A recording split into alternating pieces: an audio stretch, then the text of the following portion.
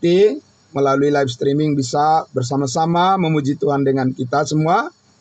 Kita nyanyikan lagu ini, Kasih-Mu Tuhan Tiada Berubah. Kasih-Mu Tuhan tiada berubah,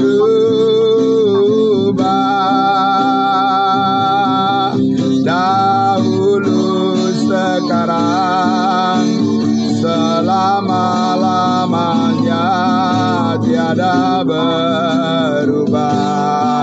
Firman-Mu Yesus, firman-Mu Yesus,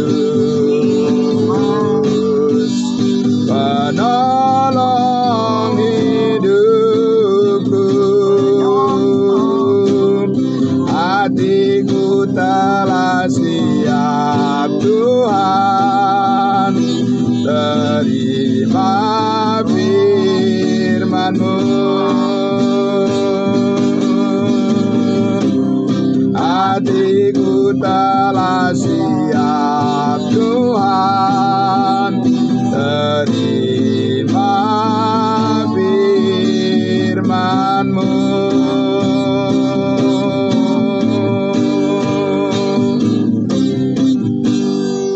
Amin, puji Tuhan. Ya, baik. Amin, puji Tuhan. Ya, selamat malam untuk kita semuanya. Puji Tuhan, saudara-saudaraku. Yang dikasihi Tuhan Yesus, salam kudus.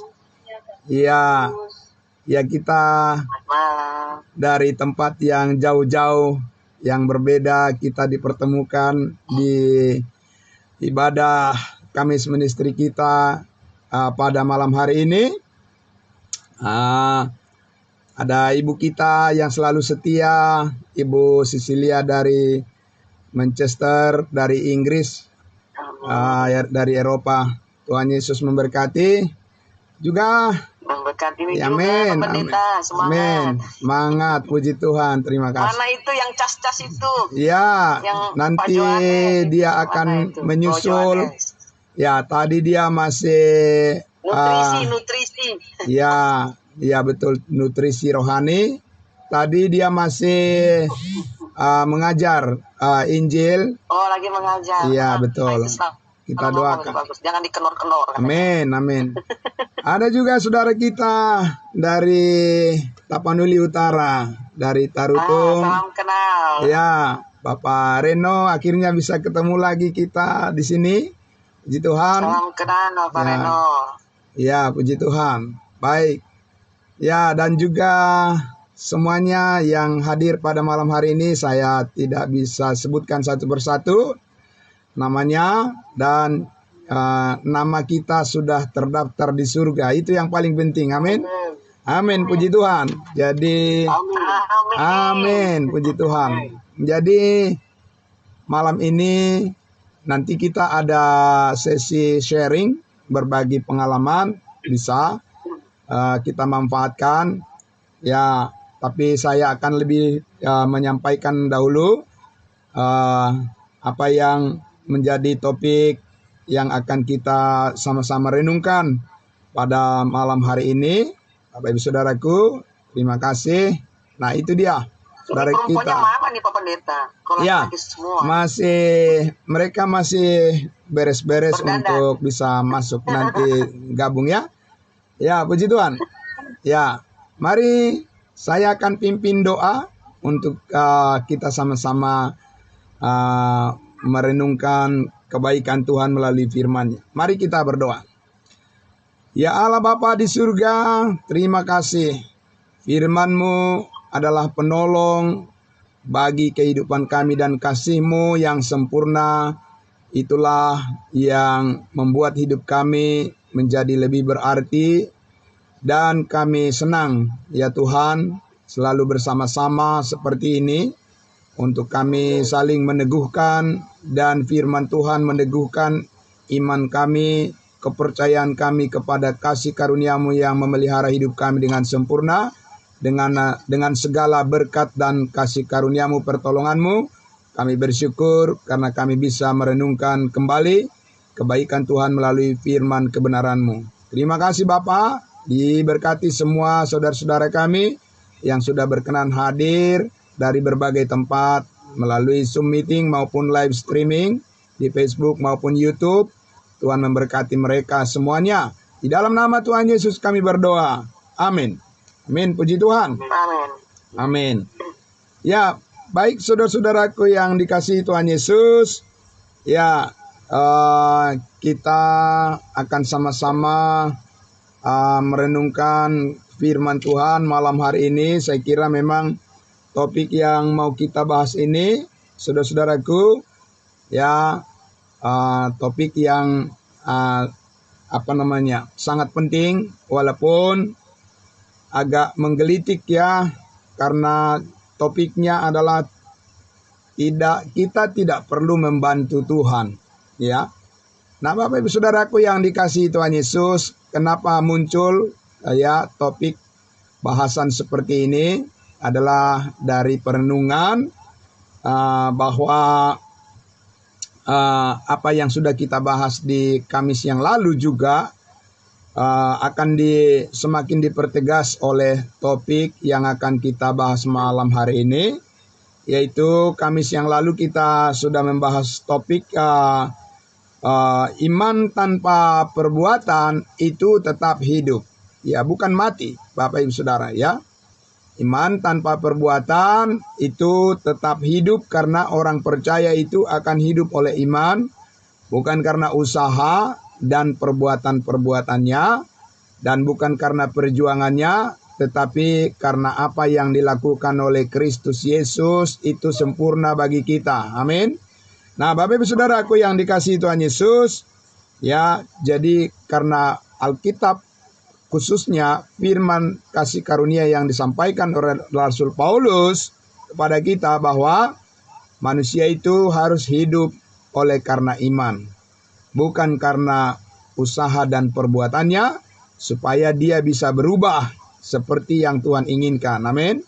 Nah, Bapak Ibu Saudaraku yang dikasihi Tuhan Yesus, jadi saudaraku yang dikasihi Tuhan Yesus, karena begitu banyak orang berpikir bahwa ya haruslah sungguh-sungguh melakukan sesuatu ya untuk Tuhan, itulah yang menjadi sumber kebenaran.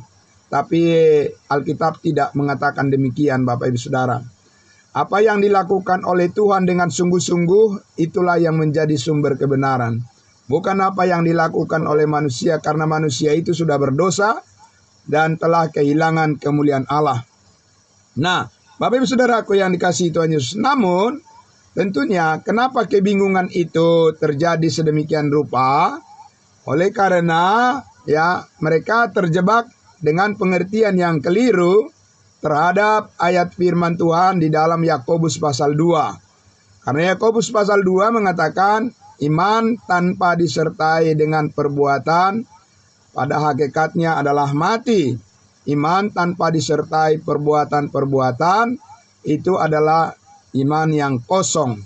Nah, Bapak Ibu Saudaraku yang dikasihi Tuhan Yesus, jadi ya tentunya Bapak Ibu Saudara, kita harus memahami dengan baik Alkitab itu kepada siapa ditujukan oleh siapa. Ya, firman itu disampaikan oleh Rasul Yakobus kepada umatnya Tuhan, yaitu Israel. Nah, Israel itu 12 suku dikatakan ya di pasal 1 Yakobus pasal 1 itu, kepada 12 suku ya bangsa Israel yang hidup di bawah hukum Taurat. Jadi memang Bapak Ibu Saudaraku, kalau manusia itu hidup di bawah hukum Taurat, tentu saja perbuatan-perbuatan harus ditunjukkannya. Ya, harus ditunjukkannya, dan bahwa dengan perbuatan-perbuatan itu dikatakan bahwa mereka melakukan perintah-perintah Tuhan, yaitu hukum Taurat. Persoalannya adalah bahwa saat ini ya Bapak Ibu Saudara, bahwa saat ini Rasul Paulus mengatakan kita tidak hidup di bawah hukum Taurat, tapi di bawah kasih karunia. Amin. Saudaraku yang dikasihi Tuhan Yesus. Oleh karena itu kita harus memahami sekarang ini ya, pemberitaan firman itu berbeda sekali ya. Pemberitaan firman Tuhan itu berbeda sekali apabila kita memahami ya, saat ini sesudah Yesus Kristus mati disalibkan, disitulah diselesaikan semuanya yang menjadi tuntutan hukuman atas kita, yaitu karena dosa-dosa kita dan juga karena tuntutan hukum Taurat itu harus sempurna.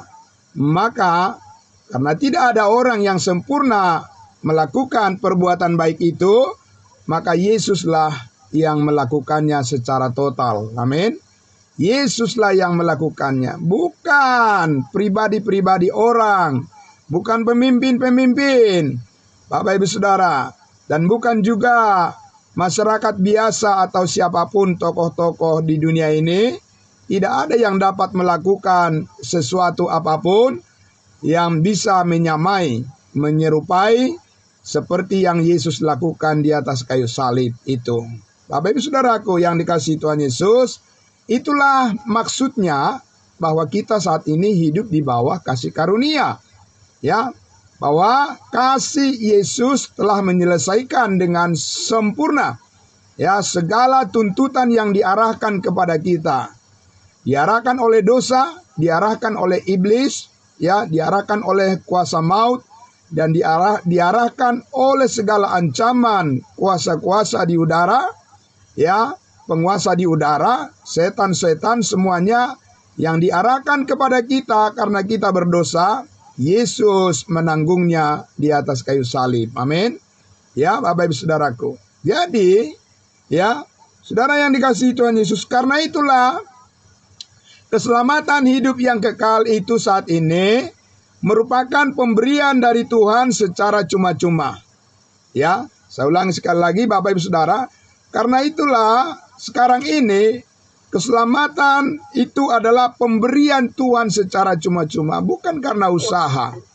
Ya, bukan karena usaha, bukan karena kerja keras, bukan karena kesetiaan seseorang, dan bukan karena perbuatan-perbuatan, bahkan bukan karena melakukan hukum Taurat.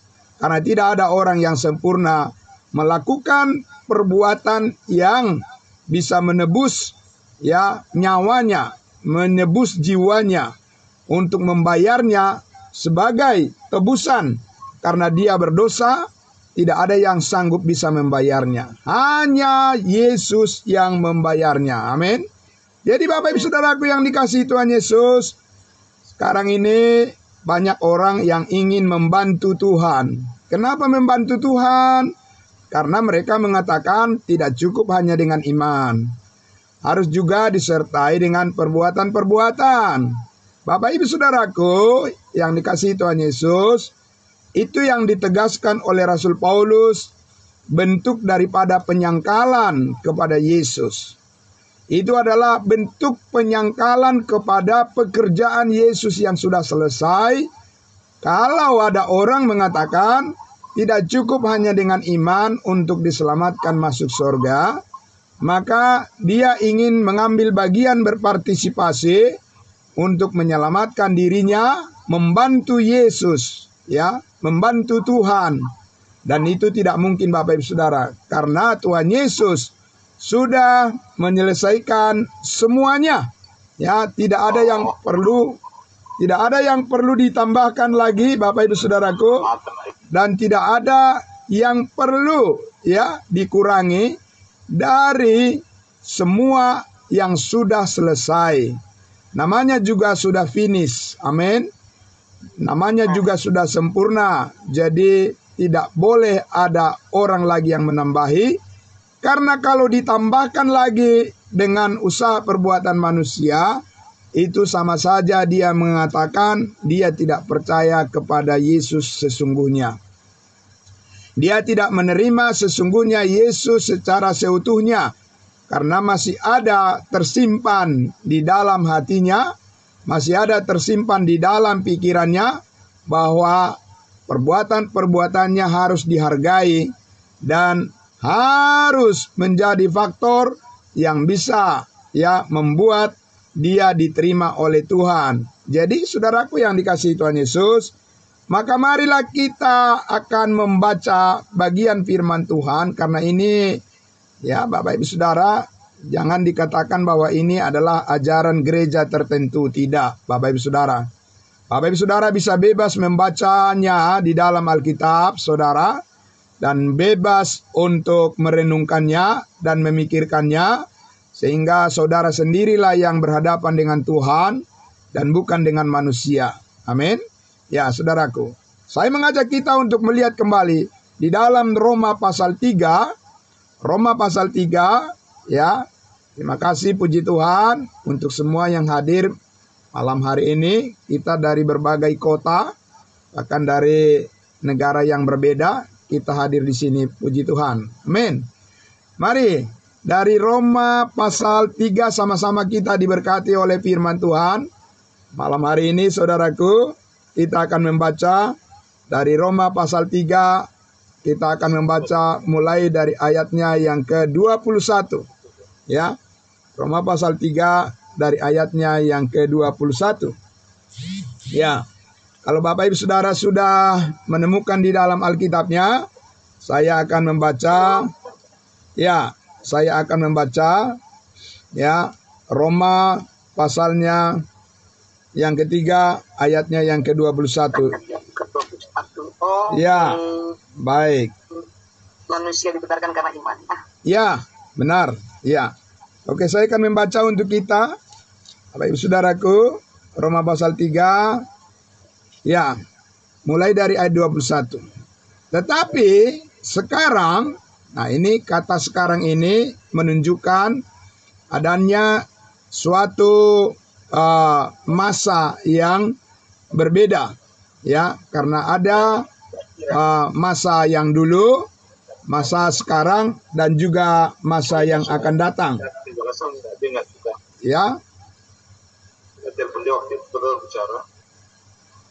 Halo, ada suara apa itu? Ya, baik. Ya, oke, saya mute dulu semuanya Bapak Ibu Saudaraku ya, supaya tidak terganggu pemaparan firman Tuhan. Oke, nanti kita bisa diskusi.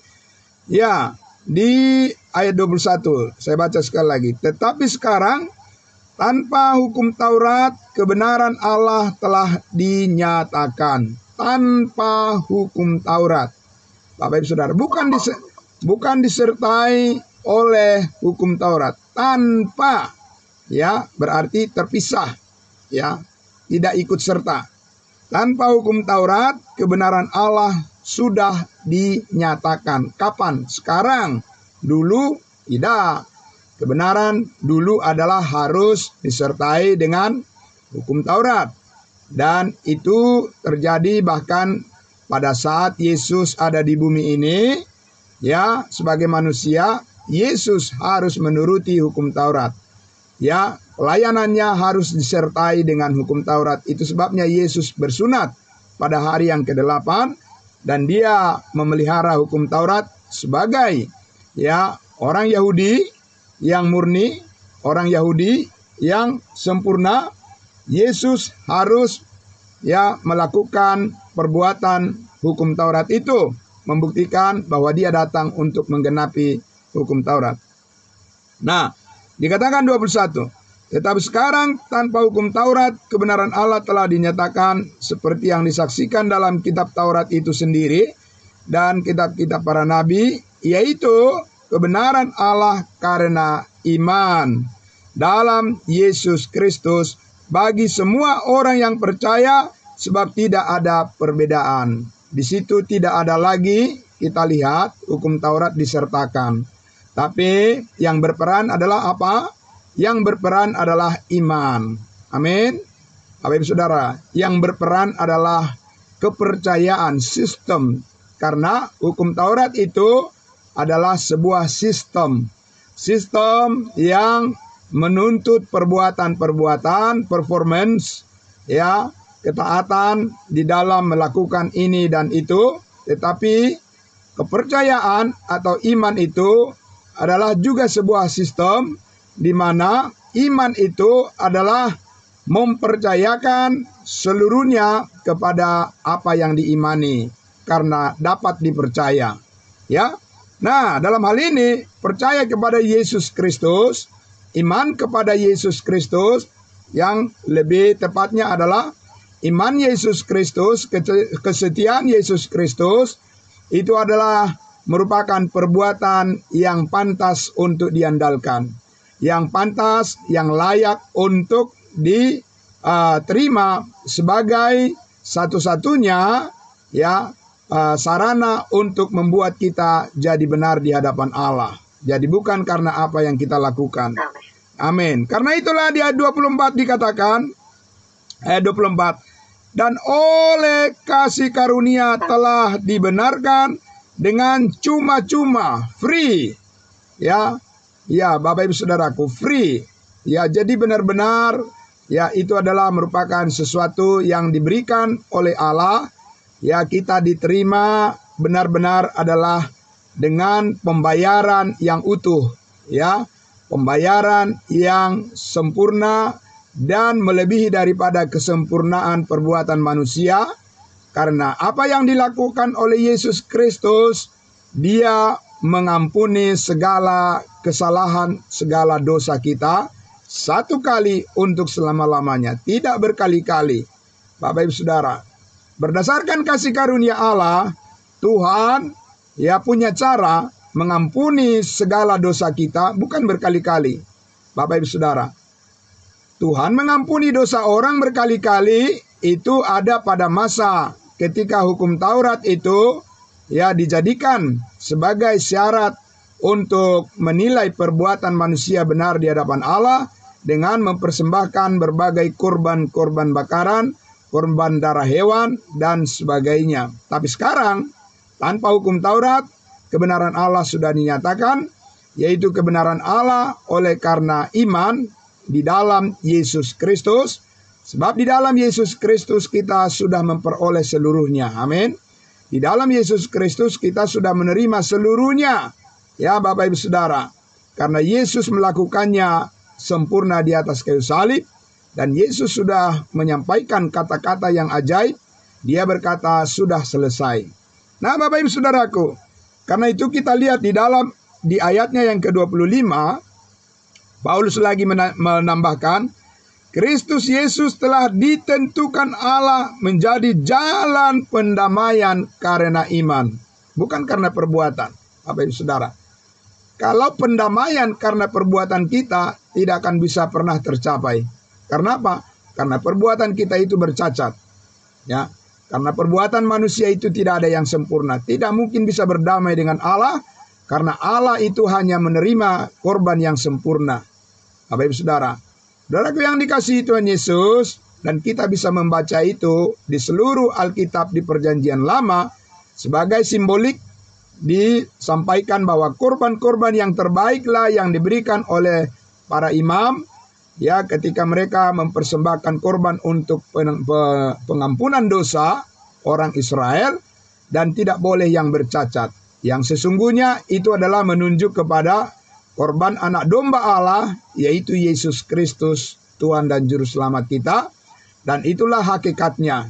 Ya, nah Yesus Kristus dikatakan telah ditentukan oleh Allah, ya sebagai jalan pendamaian, ya bagi kita karena iman. Itu sekarang, ya dalam darahnya. Amin. Jadi di situ dikatakan dalam darahnya, ya bukan dalam darah hewan.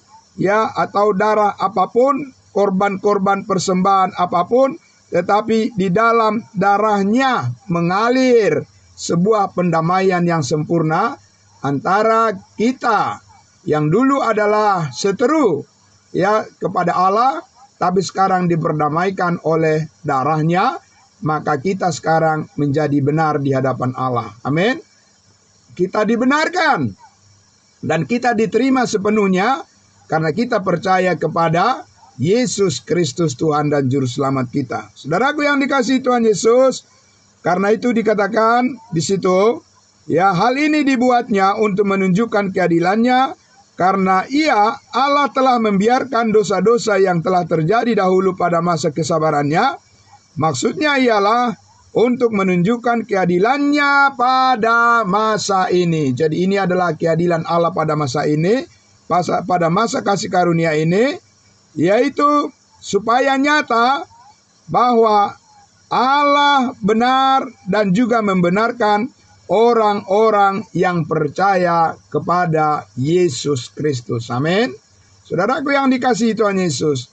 Jadi Yesus Kristus terlebih dahulu melakukan segala pembebasan apa yang merintangi kita untuk bertemu dengan Tuhan. Pertama-tama Yesus menuntaskannya di atas kayu salib. Sehingga sekarang saudara-saudara dan saya dikatakan bahwa itu adalah keadilan Tuhan. Tidak ada keadilan Tuhan oleh karena orang melakukan perbuatan-perbuatan baik, lalu berdasarkan perbuatan-perbuatan baik itu dia berharap dia diterima oleh Tuhan. Itu bukan keadilan Tuhan. Ya, itu adalah keadilan menurut cara berpikir manusia yang berdosa. Saat ini keadilan Tuhan adalah hanya melalui iman, dia dibenarkan dan diterima oleh Tuhan dan menjadi anak Tuhan untuk selama-lamanya. Puji Tuhan. Saudaraku, karena itu dikatakan, ditanya oleh Rasul Paulus di ayat 27. Jika demikian, apakah dasarnya untuk bermegah? Apa dasarnya untuk berbangga? Bapak Ibu Saudaraku, tidak ada. Berdasarkan apa? Berdasarkan perbuatan? Tidak. Melainkan berdasarkan iman. Bapak Ibu Saudaraku, kalau kita mengatakan bahwa saya bangga mengikut Yesus, itu karena apa? Bapak Ibu Saudara, apa dasar kita? Apa dasar kita mengatakan bahwa saya bangga menjadi pengikut Yesus? Apakah karena sesuatu yang kita capai, yang kita lakukan? Tidak, Bapak Ibu Saudaraku. Itu adalah, itu tabu di dalam kasih karunia. Kalau kita mengatakan bahwa kita menjadi berkenan kepada Tuhan karena apa yang kita lakukan. Karena apa? Itu sama saja kita sudah menodai apa yang dilakukan oleh Kristus Yesus di atas kayu salib adalah dasar yang sempurna. Karena kita percaya kepadanya, itulah dasar yang kuat dan satu-satunya alasan mengapa Allah menerima kita sebagai anak-anaknya yang dikasihi untuk selama-lamanya. Amin. Nah, saudara-saudaraku yang dikasihi Tuhan Yesus, karena itu di situ jelas sekali, tidak diperkenankan berpikir ingin membantu Tuhan.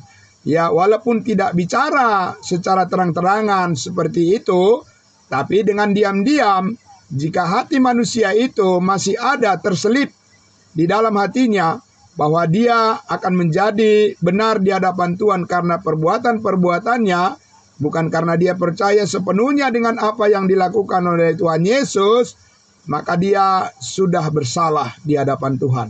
Ya, Bapak Ibu Saudara.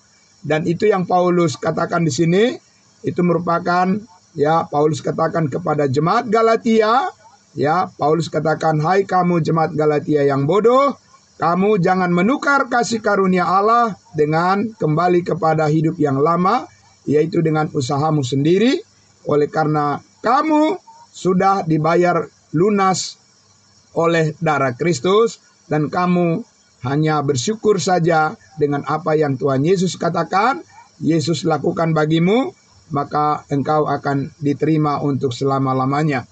Nah, Bapak Ibu Saudaraku yang dikasihi Tuhan Yesus, dikatakan di ayatnya yang ke-28 sebagai di sini Paulus katakan, karena kami yakin bahwa manusia dibenarkan karena iman dan bukan karena ia melakukan. Juga bukan karena melakukan hukum Taurat, karena tidak ada orang yang sanggup melakukan hukum Taurat. Karena kami yakin, Bapak Ibu Saudara, kalau kita lihat di dalam terjemahan Alkitab yang berbahasa Inggris dikatakan, we conclude. Konklusi. Itu adalah kesimpulan. Jadi Paulus, Bapak Ibu Saudara, berdasarkan penyertaan Roh Kudus, dia sudah memberi kesimpulan bahwa tidak ada manusia yang menjadi benar karena dia melakukan hukum Taurat, Karena justru karena hukum Tauratlah orang mengenal dosa. Tetapi ketika seseorang mengenal kasih karunia Allah, dia mengenal kekudusan Yesus yang sempurna. Dia bertemu dengan Yesus yang mengasihinya dengan sempurna. Amin. Dan tidak menghukumnya.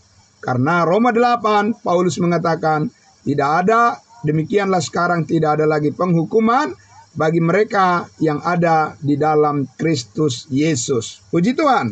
Saudara-saudaraku yang dikasihi Tuhan Yesus, mari kita lihat lagi ya penegasan-penegasan bahwa ya sungguh-sungguh imanlah yang saat ini yang diapresiasi oleh Tuhan, yang sangat dihargai oleh Tuhan, ya, dan bukan karena manusia menyodorkan segala usaha dan pencapaiannya. Roma pasal 4 ayatnya yang kelima. Roma pasal 4 ayatnya yang kelima. Saya akan langsung saja membacakan untuk kita semuanya, ya. Roma pasal 4 ayatnya yang kelima.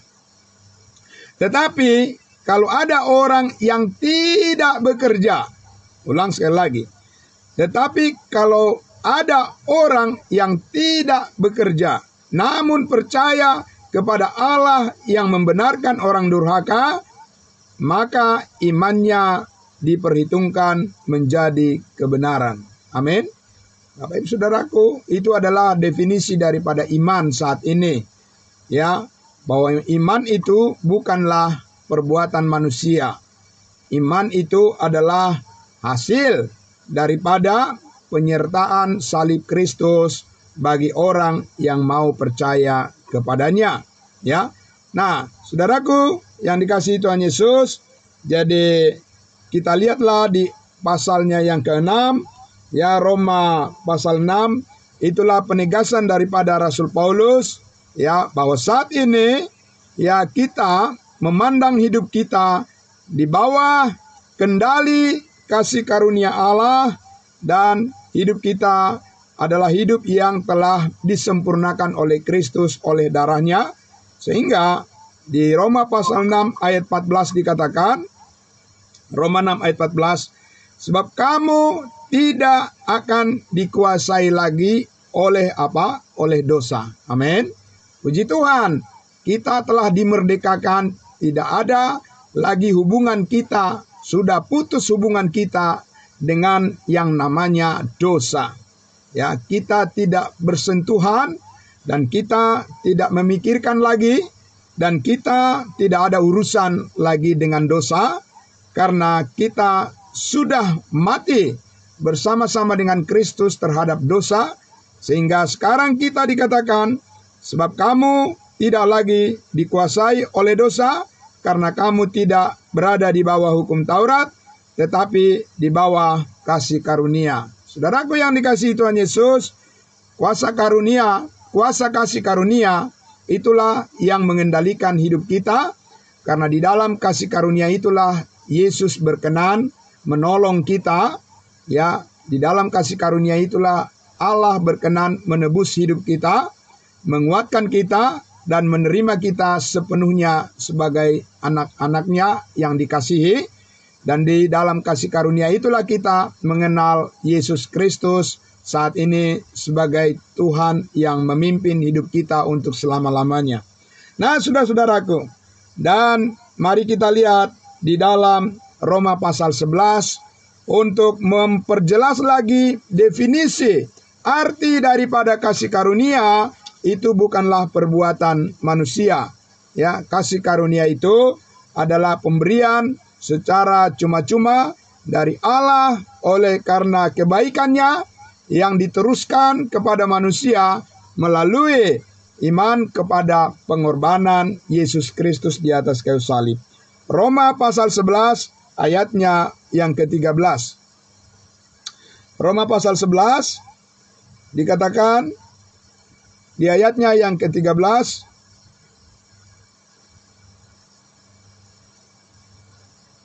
Roma pasal 11 ayatnya yang keberapa tadi?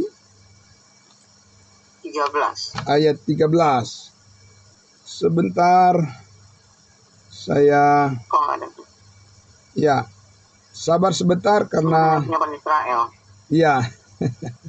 Iya, ada yang catatan yang missing ini ya. Sebentar ya Bapak Ibu. Roma 10 pasal 17. Dengan timbul dari perkenaran. Mana ini? Roma 11 ayatnya yang ke-6. Nah, sudah melewati beberapa ayat. Iya, Bapak Ibu Saudara ya. Ya. Nah, itu tantangannya bagi seorang pemberita firman, tidak boleh keliru dalam catatannya. Bapak Ibu Saudara. Ya, baik. Roma pasal 11 ayatnya yang ke-6. Ya, saya baca dari ayat 5 ya. Baca dari ayat 5. Demikian juga pada waktu ini ada tinggal suatu sisa menurut pilihan kasih karunia. Ya. Ayat 6. Tetapi jika hal itu terjadi karena kasih karunia, maka bukan lagi karena perbuatan. Jadi berbeda dan dipisahkan antara kasih karunia dan perbuatan. Lanjut lagi. Sebab jika tidak demikian, maka kasih karunia itu bukan lagi kasih karunia. Kalau kasih karunia itu adalah karena perbuatan, itu bukan kasih karunia namanya. Ya. Jadi Bapak Ibu Saudara, kalau hal ini kita diselamatkan oleh karena kasih karunia Allah, berarti bukan karena perbuatan. Amin. Itu jelas sekali, Saudara. Jadi Bapak Ibu Saudara, mari kita bantu, kita ingatkan orang-orang yang selalu mengatakan harus dengan perbuatan-perbuatan. Bapak Ibu Saudara, itu bukan definisi Alkitab. Itu definisi yang dibuat oleh manusia berdasarkan imajinasinya sendiri atau kelompoknya. Jadi, mari kita kembali back to the Bible, kembali kepada Alkitab, karena itulah tolok ukur yang menjadi patokan bagi kita untuk menilai apa yang benar di hadapan Tuhan dan kita percaya itu. Bapak Ibu Saudara yang dikasihi Tuhan Yesus, karena itulah kita lihat di dalam 1 Korintus pasalnya yang ke-6 ayat 20, dan ayat ini adalah ayat firman Tuhan yang sangat familiar, yang sangat terkenal dan ya sudah sangat dikuasai oleh para penginjil. 1 Korintus 6 ayat 20 ketika menyampaikan tentang kasih karunia Allah kepada orang yang dilayani. 1 Korintus 6 ayat 20. Dikatakan di situ, sebab kamu telah dibeli dan harganya telah lunas dibayar. Amin. Iya Bapak Ibu Saudara. Jadi selalu dimulai dari motivasi bahwa Allah telah melakukan semuanya untuk kita. Yesus sudah membayarnya dengan lunas. Ya, kalau sudah dibayar dengan lunas, terus kita mau bayar lagi, bantu-bantu bayar, begitu ya. Bapak Ibu Saudara, bantu-bantu bayar dosa kita supaya diampuni perlahan-lahan. Ya, semakin lama bukan semakin habis, semakin banyak, Bapak Ibu Saudara. Ya, saudaraku yang dikasihi Tuhan Yesus, karena kalau kita yang memperhitungkan dosa-dosa kita, maka itu akan semakin banyak. Coba aja Bapak Ibu Saudara, sudah berapa lama kita hidup di dunia ini? Ya, kalau hitung per hari aja dosa kita udah berapa banyak itu Bapak Ibu Saudara, bukan berkurang, bertambah. Ya, saudaraku. Jadi, kalau ibarat rekening itu di bank, berarti utang kita yang terus bertambah, ya, penalti. Ya, utang kita yang terus bertambah kalau kita menghitung dari apa yang kita perbuat. Saudaraku, tapi kalau kita sekarang memperhitungkan, kalau kita menghitung saat ini dengan apa yang dilakukan oleh Tuhan Yesus bagi kita, itu akan selalu kata-kata lunas dibayar. Amin. Jadi saudaraku yang dikasihi Tuhan Yesus, kenapa masih banyak orang yang mengatakan bahwa harus ditambah dengan perbuatan-perbuatan baik supaya bisa memperoleh keselamatan? Apa yang membuat mereka terus bertahan dengan keyakinan yang seperti itu, saudara-saudaraku? Ya, Apakah itu membuktikan bahwa mereka percaya Yesus sepenuhnya? Saudaraku yang dikasihi Tuhan Yesus, kalau kita percaya, mengatakan percaya Yesus, maka kita harus percaya apa yang dilakukannya. Supaya dengan kita menyatakan keyakinan kita terhadap apa yang sudah dilakukan oleh Kristus di atas kayu salib, yang sudah membayar lunas segala dosa dan kesalahan kita, berarti kita benar di dalam iman. Amin. Berarti Allah melihat hati kita, memang kita adalah mengakui ya kebenarannya dan bukan kebenaran diri kita sendiri.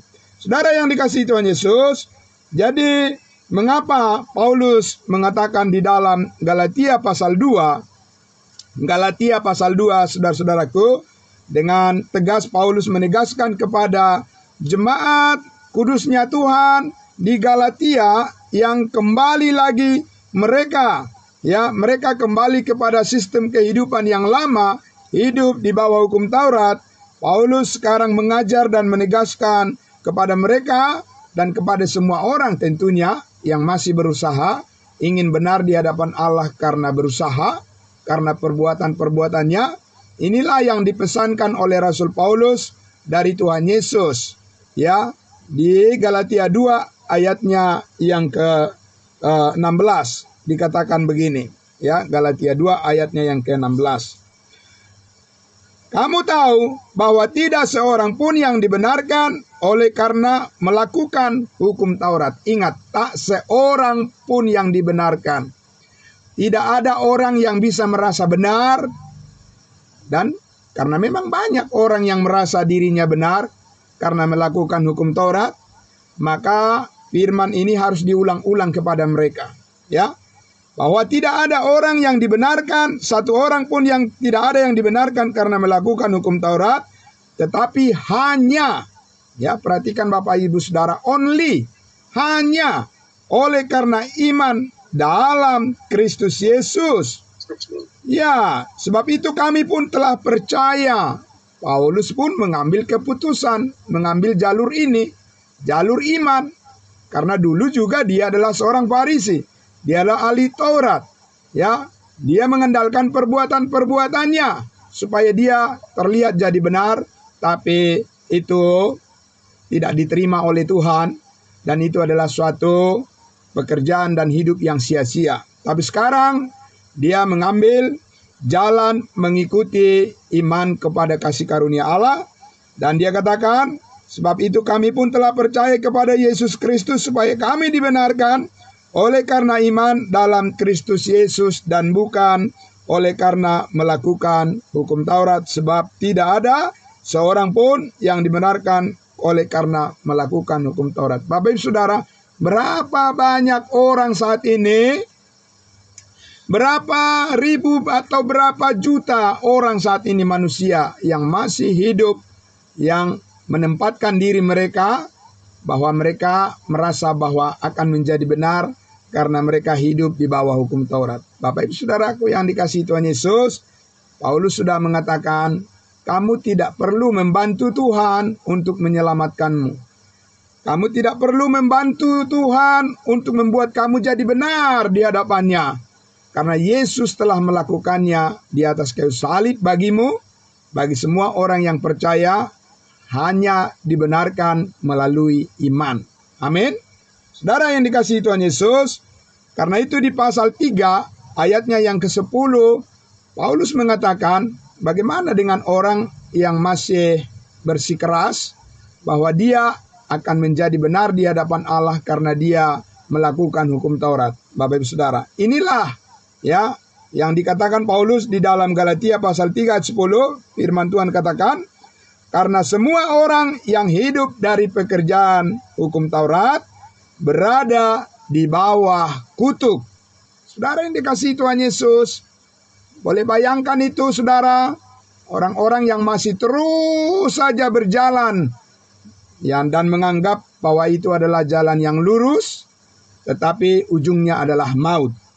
Karena apa?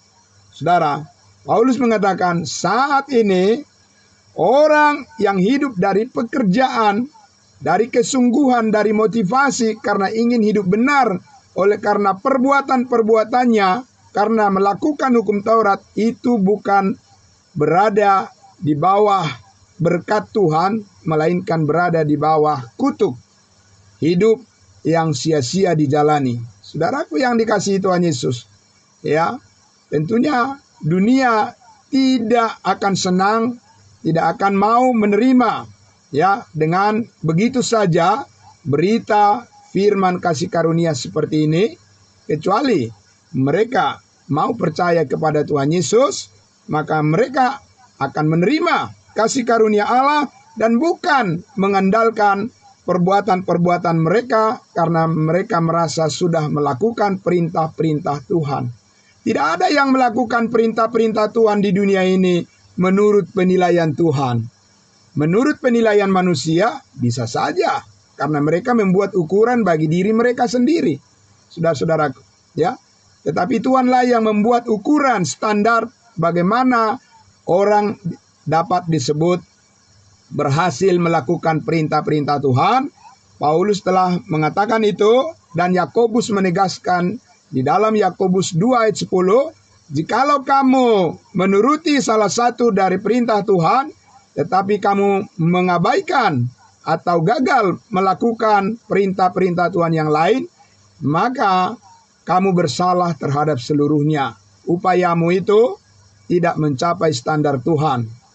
Tetapi Yesus Kristuslah yang mencapai standar kebenaran Allah yang sempurna di atas kayu salib. Dia menggenapi hukum Taurat supaya kasih karunia itu menyempurnakan hidup kita dan kita menerimanya melalui iman dan dikaruniakan hidup yang kekal dengan cuma-cuma sebagai pemberian dari hati Allah yang terdalam, dari kasih Kristus yang begitu mengasihi kita dan yang ingin menyelamatkan hidup kita dari kesia-siaan. Maka Yesus menggenapi semuanya di atas kayu salib, sehingga sekarang kita hidup di bawah kasih karunia Allah dan bukan karena melakukan hukum Taurat. Saudaraku yang dikasihi Tuhan Yesus, itu sebabnya kita membaca di dalam Titus pasal 3, Titus pasal 3 saudaraku, ya. Titus pasal 3, Paulus mengatakan di sini dengan tegas sekali bagaimana pekerjaan kasih karunia ini adalah semata-mata dilakukan oleh Roh Kudus dan tidak ada campur tangan manusia di dalamnya. Tidak boleh ada campur tangan manusia di dalamnya. Karena hanya Yesuslah Tuhan dan Juru Selamat dan tidak ada manusia yang perlu membantunya untuk menyelamatkan saudara dan saya. Titus pasal 3 ayatnya yang keempat saya baca 4, 5, 6, dan 7. Demikian firman Tuhan. Tetapi ketika nyata kemurahan Allah Juru Selamat kita dan kasih-Nya kepada manusia, pada waktu itu Dia telah menyelamatkan kita bukan karena perbuatan baik yang telah kita lakukan. Sudah clear Bapak Ibu Saudara? Sudah jelas sekali? Ya. Saya ulang sekali lagi. Pada waktu itu Yesus telah menyelamatkan kita bukan karena perbuatan baik yang telah kita lakukan. Lalu perbuatan baik siapa Bapak Ibu Saudara? Perbuatan baik Yesus. Amin. Karena perbuatan baik saudara dan saya tidak memenuhi standar. Ya, itu tidak memenuhi standar, yaitu patokan kekudusan Allah untuk menerima manusia kembali kepadanya. Karena Allah itu Maha Kudus, maka orang yang kembali kepadanya adalah haruslah menjadi orang kudus. Amin. Karena itulah saudaraku yang dikasihi Tuhan Yesus, mari kita beritakan kepada semua orang kalau mengatakan kita ini adalah orang yang percaya kepada salib Kristus, bahwa segala dosa kita sudah dibayar, sudah diampuni oleh Tuhan, dan maka sekarang posisi kita bukan lagi disebut sebagai orang-orang berdosa di hadapan Tuhan. Karena upah dosa adalah maut. Bapak Ibu Saudara, kita mempunyai posisi yang baru saat ini di dalam Kristus Yesus sebagai orang-orang kudusnya Tuhan. Tapi itu kita peroleh bukan karena usaha dan perbuatan kita. Amin. Saudaraku yang dikasihi Tuhan Yesus, mari kita camkan itu dengan baik. Kita renungkan itu dengan baik, saudaraku, supaya kita mengerti arti daripada Yesus Kristus merendahkan dirinya sampai taat dan mati di atas kayu salib. Amin. Supaya kita menjadi kudus di hadapannya, karena hanya orang kudus yang akan dijemput oleh Tuhan suatu saat nanti dan dibawa ke surganya yang kekal. Amin. Orang berdosa, Bapak Ibu Saudara, caranya bagaimanakah Tuhan bisa membawa orang berdosa ke dalam surga? Karena dosa tidak bisa masuk ke dalam surga.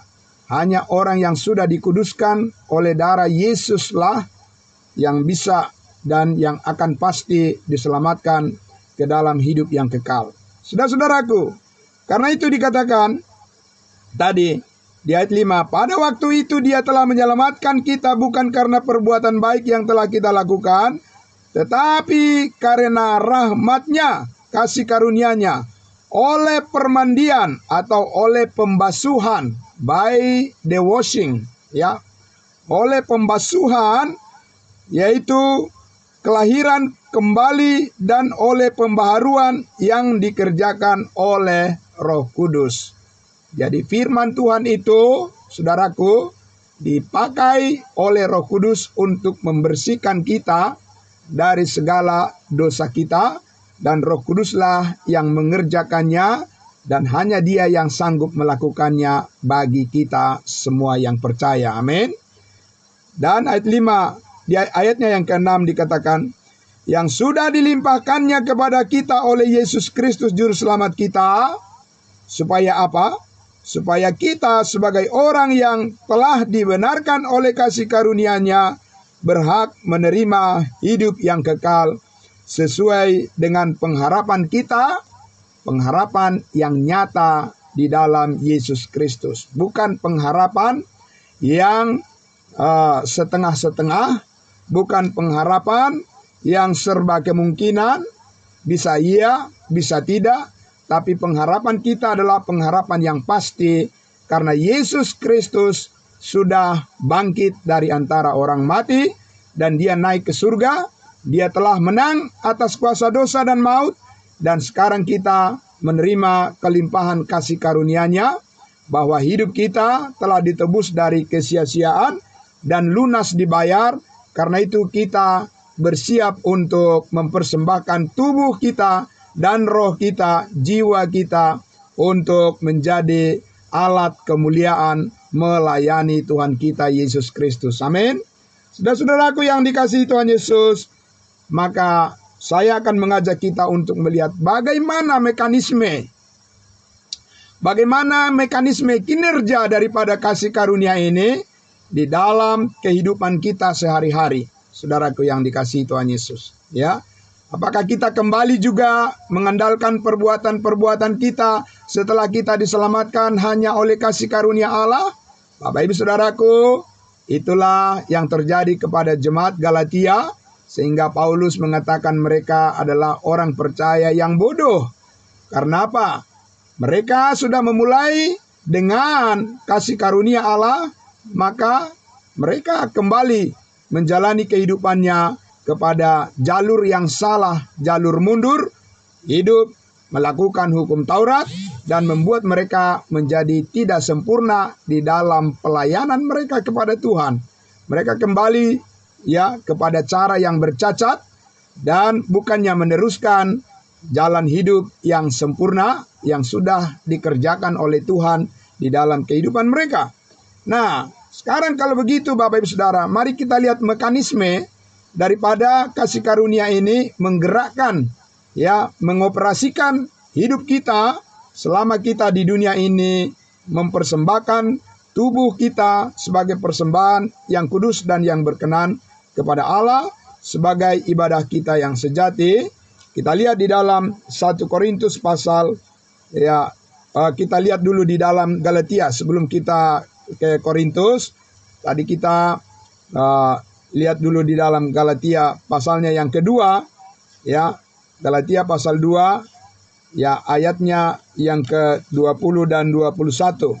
Saudaraku, dikatakan di situ Galatia pasal 2 ayatnya yang ke-20 dan 21, demikian firman Tuhan. Ya, saya bisa baca dari ayatnya yang ke-19. Sebab aku telah mati oleh hukum Taurat untuk hukum Taurat, supaya aku hidup untuk Allah. Amin. Hidup untuk Allah. Aku telah disalibkan dengan Kristus, namun aku hidup, tetapi bukan lagi aku sendiri yang hidup, melainkan Kristus yang hidup di dalam aku. Amin. Kasih karunia Allah yang hidup, yang bekerja di dalam kita, Bapak Ibu Saudara.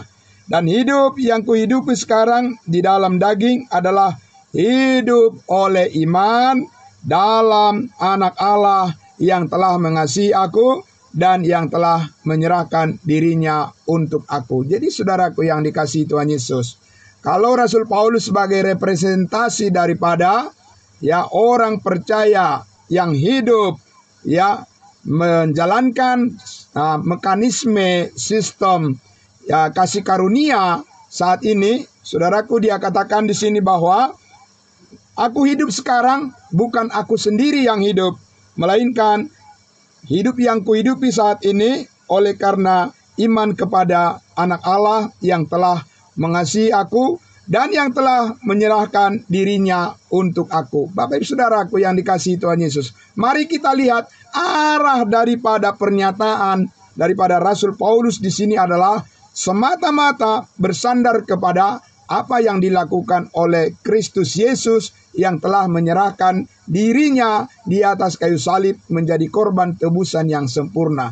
Jadi saudaraku, ada rahasia kuasa yang menggerakkan hidup kita di dalam perbuatan-perbuatan kita yang selaras dengan kehendak Allah adalah kalau kita memahami, saudaraku, betapa dalamnya, betapa tingginya, betapa luasnya, betapa lebarnya yang tak terselami dengan akal pikiran manusia, namun kita bisa memahami berdasarkan kebenaran firman Allah apa yang dikerjakan oleh Yesus Kristus di atas kayu salib. Sungguh-sungguh adalah merupakan kuasa yang menggerakkan, ya, hati dan pikiran kita dan perbuatan kita supaya selaras dengan kehendak Allah. Amin. Bapak Ibu Saudaraku yang dikasihi Tuhan Yesus, tentu saja, ya, tidak mungkin orang percaya yang mempunyai hanya pengetahuan sedikit bisa memahami itu dengan sempurna, karena di dalam pengetahuan yang benar itulah maka Roh Kudus bekerja menyertai kita di dalam memahami panggilan Tuhan untuk kita bisa mempersembahkan tubuh kita melayani Dia. Saudaraku yang dikasihi Tuhan Yesus, itu sebabnya dikatakan di 1 Timotius 2 ayat 3 dan 4, Allah menghendaki supaya semua orang diselamatkan dan memperoleh pengetahuan akan kebenaran. Karena ada maksud Tuhan mengapa kita masih diberikan waktu di dunia ini adalah supaya kita melayani Tuhan selaras dengan kasih karunia-Nya. Nah sekarang Bapak Ibu Saudara, mari kita lihat kinerja daripada kasih karunia ini di dalam diri setiap orang yang percaya kepada kasih karunia Allah. Di dalam 1 Korintus pasal 15, tadi sudah saya janjikan, 1 Korintus pasalnya yang ke-15, kita akan membaca di ayatnya yang ke-10. Ya, ayat 10 dan 11. Dan ini merupakan ayat penutup untuk perenungan firman Tuhan pada malam hari ini.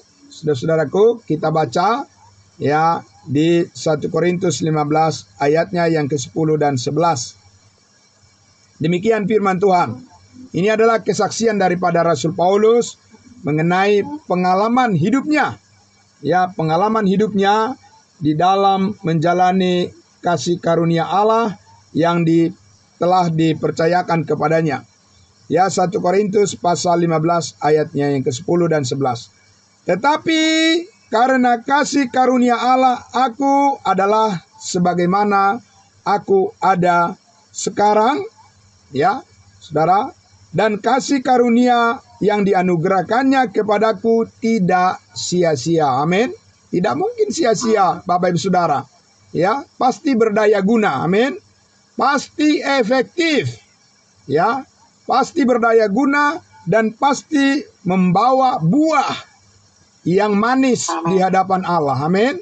Bukan buah yang pahit, ya Bapak Ibu Saudara, tapi buah yang manis di hadapan Tuhan.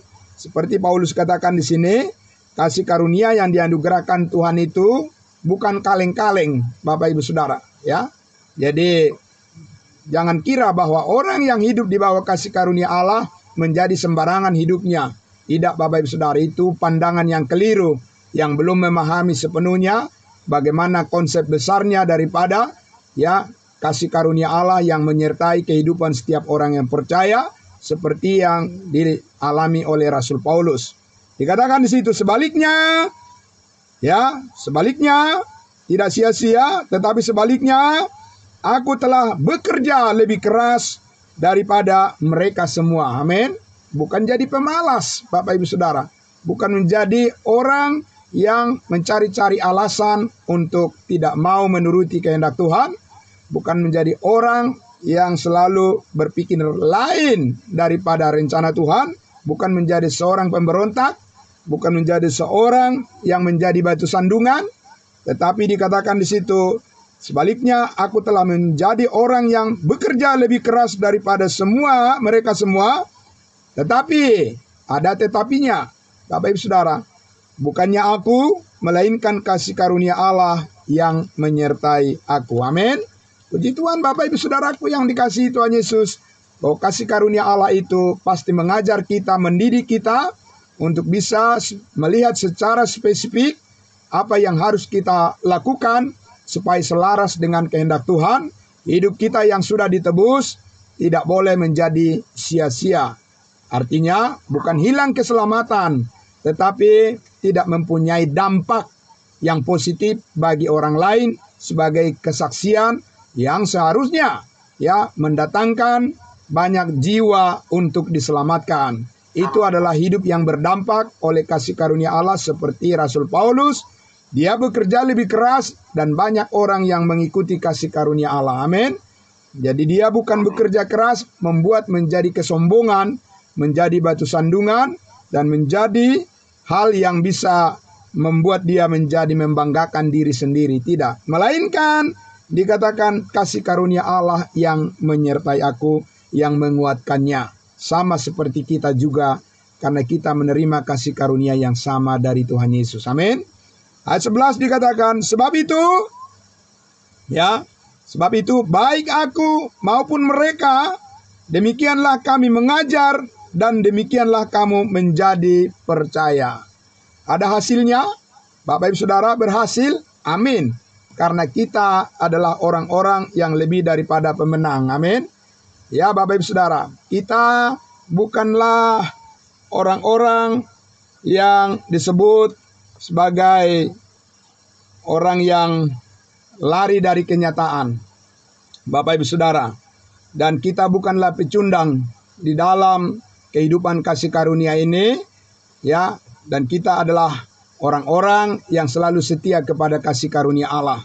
Kita bukanlah orang-orang yang mencari alasan untuk menjauh dari kasih karunia Allah, tetapi kita adalah orang-orang yang diberikan hati yang setia senantiasa untuk terus menjalani kehidupan di dalam kasih karunia Allah, di mana kita dimampukan untuk menyaksikan kebaikan Tuhan Yesus kepada semua orang, bahwa Yesus telah mati mengampuni segala dosamu, segala dosaku, dan kita sudah dibayar lunas, dan Yesus telah mengaruniakan hidup yang kekal sebagai jalan hidup yang terbaik, yang termulia, yang paling berharga. Itulah yang kita apresiasi, mengapa kita menjadi pengikut Yesus yang sungguh-sungguh sekarang dan sampai selama-lamanya. Amin. Diberkatilah semuanya Bapak Ibu Saudaraku yang telah berkenan mendengarkan kebenaran firman Tuhan di malam hari ini. Jadi jelaslah dengan topik yang kita bahas pada malam hari ini, ya, tidak perlu membantu Tuhan, karena Tuhanlah yang melakukan segalanya buat kita. Amin. Kita hanya bersyukur saja dan mengikuti dan memahami terus apa yang Tuhan Yesus ajarkan melalui kasih karunia-Nya, agar kita tetap selaras dengan pemberian kasih yang sempurna, hidup yang digerakkan oleh Roh Kudus yang telah dimeteraikan di dalam hati kita, supaya apa yang kita lakukan itu bukan bersumber dari imajinasi kita sendiri atau hayal daripada manusia lama kita, tetapi kita melakukan segala sesuatu seperti untuk Tuhan dan bukan untuk manusia. Karena kamu tahu, dari Tuhanlah kamu akan menerima upah. Kristus adalah Tuhan dan kita semua adalah hamba-hambanya, hamba-hamba kebenaran. Amin. Mari kita berdoa. Bapa di dalam surga, terima kasih, kami sangat bersyukur ya Tuhan. Engkau terus mendidik kami, mengajar kami untuk mengenali terus betapa dalamnya, betapa tingginya, betapa luasnya, betapa lebarnya kasih karunia Tuhan yang melingkupi seluruh hidup kami. Dan kami terus dimampukan untuk membagikan kesaksian akan kebenaran kasih karunia ini sebagai jalan hidup yang terbaik dan yang termulia bagi semua orang. Berita Injil kasih karunia ini adalah kebutuhan yang diperlukan oleh semua orang di dunia ini. Karena Allah menghendaki supaya semua orang diselamatkan dan memperoleh pengetahuan akan kebenaran. Terima kasih Bapa di surga. Diberkatilah semua saudara-saudara kami yang berkenan memberikan waktunya, memberikan dirinya untuk sama-sama kami Tuhan memuliakan nama-Mu, dan Engkaulah yang kami puji dari dulu, sekarang, sampai selama-lamanya. Di dalam nama Tuhan Yesus kami berdoa. Haleluya. Amin. Amin. Terima kasih semuanya saudara-saudaraku. Ya, jadi suara yang sering kita dengar dari tadi adalah dari wilayah Eropa, dari Manchester, Inggris ya. Ibu Sisilia. Terima kasih Bu ya. Terima kasih semuanya. Ya, yang selalu on kamera. Ya, selalu on kamera Ibu Sisilia. Terima kasih. Ingat, waktu sudah dekat. Oke, waktu sudah dekat. God bless you. Ya, Ibu, terima kasih. Amin.